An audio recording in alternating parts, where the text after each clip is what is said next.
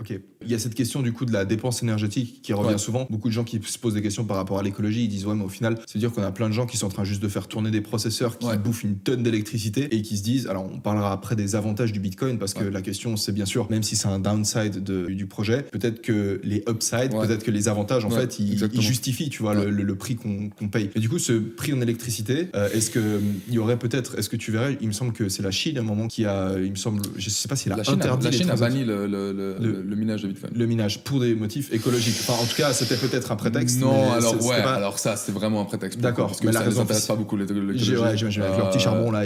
Voilà, exactement. Non, eux, c'était parce que ça leur faisait peur financièrement à ce que ça fait à leur currency nationale et au fait que beaucoup du minage se passait là-bas et ça permettait à les gens du coup de générer des bitcoins et après c'était quelque chose dont eux en fait la Chine a aucun contrôle dessus. C'était quelque chose qui leur faisait peur en termes de quand t'as pas contrôle d'un pays comme la Chine qui a contrôle sur tout. Absolument surtout à l'intérieur, enfin surtout à l'interne. On peut dire peut-être dans le monde entier, mais surtout à l'interne. Ça leur faisait très peur d'avoir du coup des gens qui gagnaient énormément d'argent en minant en Chine et ça c'est quelque chose qui est complètement en parallèle de leur système financier, tu vois. Mais je pense que l'écologie du coup juste pour finir dessus vu qu'on en parlait, tu vois ces articles partout, le Bitcoin consomme plus d'énergie qu'un pays comme le Danemark, enfin, tu vois, il y a des articles là-bas qui est distribué dessus. Donc je pense qu'il y a un point que toi t'as déjà soulevé qui est très important, je pense que c'est dur en fait de mettre une valeur sur l'utilité qu'une certaine technologie apporte. Et tu vois si aujourd'hui l'internet ça consomme tu vois globalement si tu y penses ça consomme aussi une quantité d'énergie astronomique en termes de toutes les machines qui sont connectées, etc. Et si on avait eu ces débats là-dessus à la création au début d'Internet, on aurait sûrement eu les mêmes débats en fait qu'on vit aujourd'hui avec la blockchain, dans le sens que les gens auraient dit mais est-ce que ça vaut vraiment la peine d'utiliser autant d'énergie avec nos ordinateurs juste pour pouvoir écrire du texte alors qu'on a déjà nos machines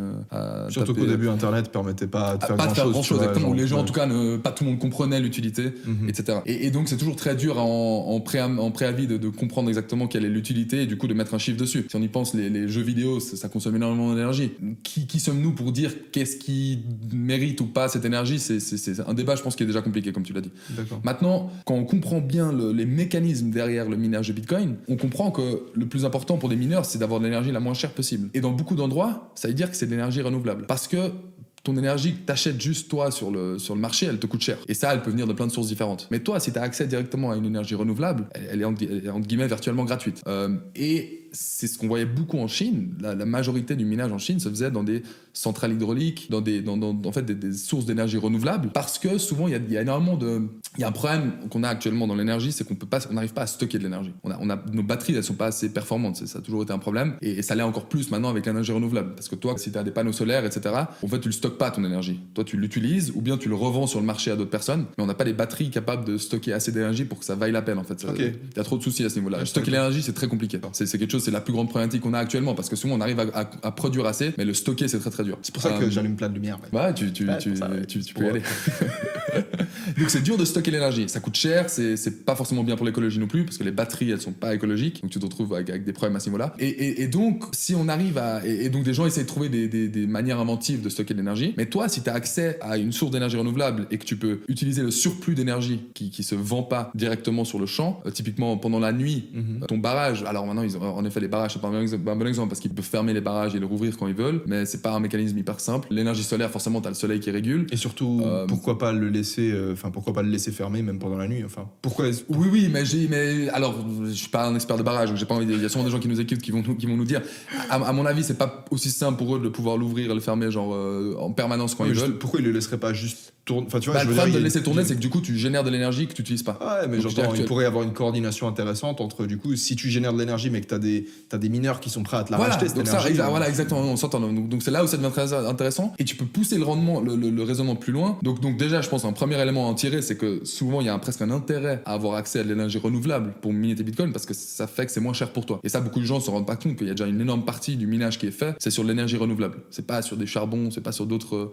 sources d'énergie donc ça c'est déjà un point qui répond parce que l'énergie est moins chère en fait voilà parce que si ton énergie est moins chère t'as plus de rendement et on va reparler de cette histoire d'incentive mais c'est ouf mec enfin je sais pas du coup de l'électricité enfin comment est-ce que tu produis de l'électricité via un barrage par exemple via une éolienne mais est-ce qu'une source d'électricité on produit de l'électricité avec du charbon via chaleur qu'on transforme en électricité ça c'est la plus grande chose qui se fait en Chine ok et du coup genre le mec qui fait un barrage genre moi de ce que j'imagine c'est que produire de l'électricité via du charbon c'est plus facile que de produire de l'électricité via un barrage parce que le barrage il faut construire tout ton barrage et ça, c'est de la technologie alors que charbon tu vas chercher du charbon je suis pas sûr de ce que je dis tu vois oui mais tu vas aller chercher une fois que t'as fait ton installation de barrage en gros après c'est de l'énergie gratuite entre guillemets. Mais pourquoi est-ce que tu l'as ok, c'est de l'énergie gratuite, Dans le sens où c'est des choses qui sont renouvelables et qui, oui, alors t'as un investissement. T'as investi un un certain argent et ouais, du coup, le prix auquel tu vas vendre cette énergie, c'est pas parce que c'est pas vraiment gratuit, non. il faut que tu rembourses ton truc. On s'entend. Moi, je parlais dans un sens où tu disais, si t'avais accès, si maintenant t'as le choix entre deux structures qui existent, si t'as le choix, tu vas aller sur ton barrage où tu peux te brancher dessus et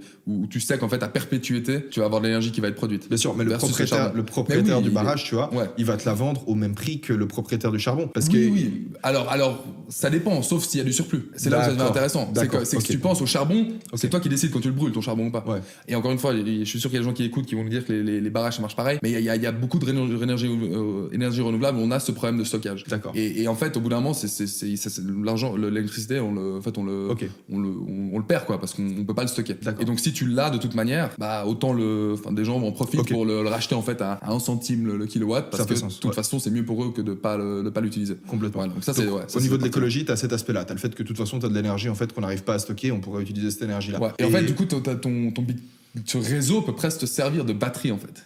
Et ça, c'est une manière hyper intéressante d'y penser. Mais moi, c'est un truc que quand la première fois, j'avais un peu réussi à un gros niveau d'abstraction en fait. Voilà, mais quand j'avais réussi à mettre mon cerveau autour, je m'étais dit, putain, c'est hyper intéressant. C'est qu'on a ce problème de stockage d'énergie. Mais du coup, c'est cette technologie, cette Bitcoin qui te permet de miner au moment où on a trop d'énergie. Et du coup, tu accumules de l'argent. Après, au moment où il y a peut-être moins d'énergie, du coup, cet argent, tu peux l'utiliser pour racheter de l'énergie. Et donc, ça fonctionne de manière équivalente à une batterie presque. Ouais. Et ça, c'est hyper intéressant. Et je sais qu'il y a des gens, il y a le sénateur du Texas qui en a beaucoup parlé de ça. Et c'est quelque chose qui l'intéresse parce qu'eux, ils ont ces problèmes-là où ils ont souvent des coupures de courant au Texas parce qu'ils ont des manques d'énergie à certains moments donnés. D'accord. Et lui, il avait parlé de cette idée-là, de s'ils arrivaient à stocker ça, après, ils auraient plus d'argent pour aller racheter d'énergie aux États voisins quand ils ont ces grosses coupures de courant. C'est incroyable, c'est fou. Et ça, c'est hyper intéressant, je pense. Ouais. Donc ça, c'est un aspect. Donc voilà, globalement, je pense qu'il n'y a pas de solution, il n'y a pas de réponse facile. Je pense que la consommation d'énergie, c'est une problématique, globalement. Je pense que si on peut éviter de brûler de l'énergie, entre guillemets, pour rien, on préfère le faire. Maintenant, il y a tout ce qu'on a discuté là qui est intéressant. Et après, il y a aussi, est-ce que vraiment c'est pour rien? Ouais, non, alors pour rien, comme on a dit, en effet. Et on pourra parler une autre fois, il y a des questions qui peuvent se poser. Est-ce que technologiquement, est-ce que c'est possible de faire la même chose que ce qu'on discute dans le blockchain sans brûler cette énergie? Et ça, beaucoup de gens sont dessus et essayent de trouver des solutions à ça. Donc ça c'est quelque chose d'intéressant aussi. Mec, c'est incroyable les êtres humains. Ouais. Genre c'est dingue. Hein. Ouais, il y a un problème, faut le résoudre. On est des putains de singes, mec, qui font des trucs de tarés, mec.